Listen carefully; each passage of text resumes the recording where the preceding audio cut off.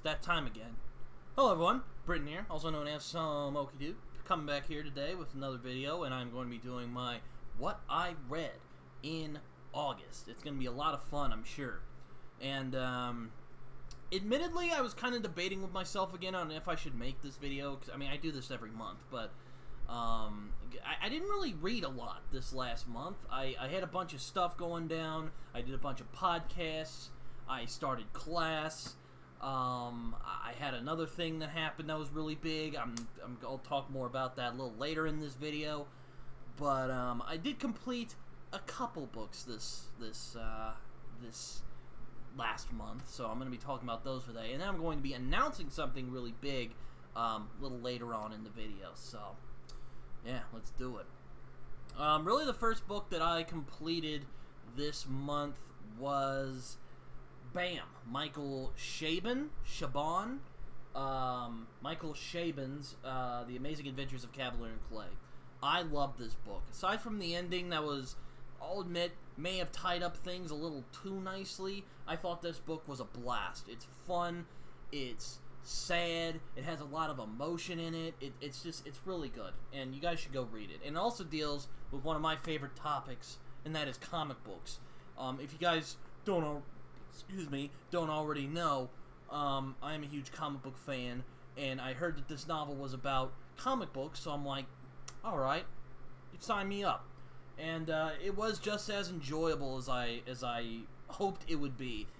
Like I said, it's funny, there's points in this, it's hilarious, the characters in this are really well done. I love the friendship between the two cousins, I guess. The relationship between the two cousins is really good. And they go through a lot in this. Chabon is not afraid to punish his characters. But it's well written. I just had a blast with this book. And it also has a lot of... But even if you're not a comic book nerd like I am, and there's a lot of cool comic book tidbits for the nerds out there who love comic books like I do. But even if you don't love comic books as much as me or other people do, you can still enjoy this as a great story that is a love letter to the joy that comes from creation, and it explores a lot of really cool themes about why people feel the need to escape into other worlds. And it's really, really neat, and I really enjoy The Amazing Adventures of Cavalier and Clay. I thought it was a really, really good book. It's a beautiful story, I thought. It's definitely one that I think a bunch of people should go read. And I wish there were more mainstream novels that were like this, that were as fun and emotional, and ones that really really tug at the heartstrings as much as this one does. Because there's a lot of really great stuff in this novel that I think a lot of people should check out. And I mean, it's beautiful. I love it. I think it's a great story, great characters, and a lot of great references to comics. And it also reminds me why I love comics so much. And because comics can do anything, and The Amazing Adventures of Cavalier and Clay play with that a lot. So yeah, Amazing Adventures of Cavalier and Clay definitely is up there on one of my favorite reads of this year. I had a blast reading this.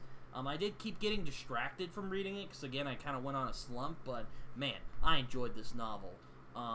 Check it out, really. And I do plan on doing a review of this at some point. The only other novel that I read during this last month was another one from our friend Bryan Catling, and that is Hollow, which is unfortunately his last novel because he passed away actually around this time last year of a rare form of cancer. I read The Vor, covered that on my channel, and I read Hollow this month because, well, for one, it's short, it's only about 250-something pages, so I got through it pretty quickly. It's another one, kind of like The Vor, where I wasn't really sure what to make of this novel. It is certainly flawed. It has some things that I had issues with. For instance, Catling still has the really bad habit of telling you what's going on rather than showing you how the characters are feeling.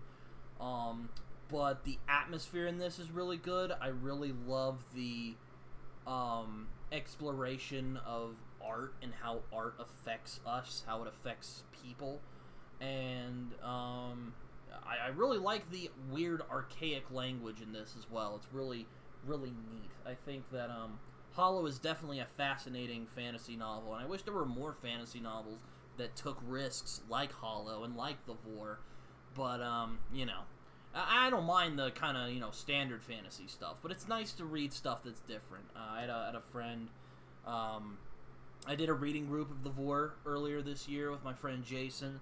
I've talked about that enough, but, yeah. Hollow was really interesting as well. I think this was a weird, it's a real weird book, but it's also, again, I just love the atmosphere. I love the, like, just kind of this dark, macabre atmosphere that this book has. I do want to do a discussion video of this book with Raphael from Raph Blue Text. He's a cool dude. He also read this book, and I really want to do a discussion with him at some point. I don't know when or if I'm going to do that, but, or, well, when. I definitely still want to do it, but, yeah, Hollow. It was a pretty good book. I enjoyed it. I thought that, well, I don't know if enjoyed is the right word, but it definitely has that imaginative flair that I thought was really fascinating about The Vor. Though I will say I do like The Vor a lot more than this. I thought this had some issues that kind of held it back a little bit, but, you know, I'll talk more about that when I actually review it, because I don't want to get too much into what it's about. It's really but it is an interesting book with a lot of strange characters, and, great prose, too. I'll put it that way. I mean, that's kind of a given in a Brian Catling book. I definitely want to read the rest of the Vor books, because I really thought the Vor was easily one of the most interesting books I've read this year. Again, I already did a review on that, so if you want to go check that out, feel free. Like I said, I really want to talk about this with Raph Blue Text whenever he has the time to do that.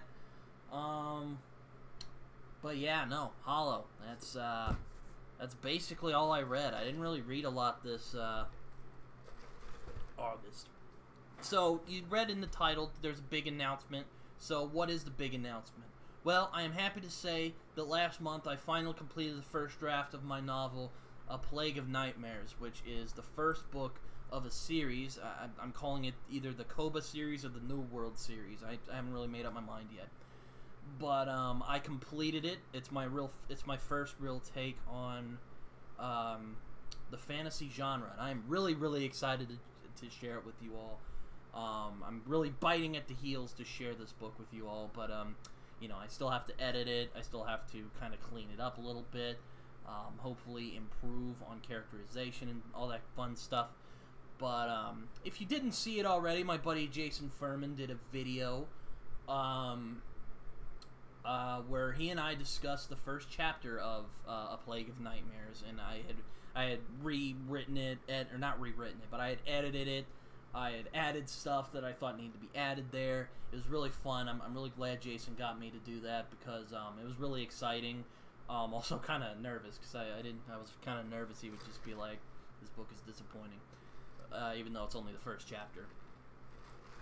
I definitely will make a bigger video about this novel at some point, but I wanted to announce that I did finish it this last month, and I am so proud of myself. I can't even really use the words to express just, like, I did it, guys. I did it.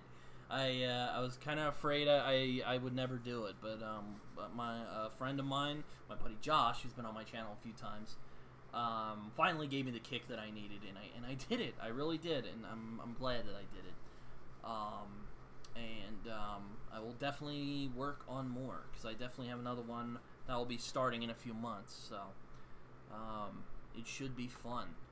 So for anyone who is curious, I'll read the premise if anyone wants to kind of get their feet wet, and so I can tease you all. Anyway, so yeah, let's read the premise.